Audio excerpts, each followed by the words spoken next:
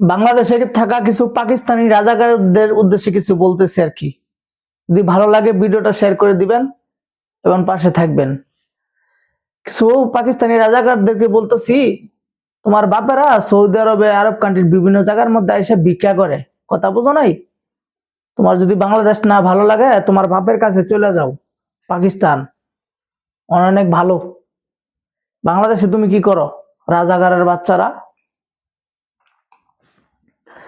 যত 2 নম্বরে কাম আছে এগুলো সব সৌদি আরবে, আরব কান্ট্রি, যত আরব কান্ট্রি আছে দেশের বাইরে না এলে বুঝতো না।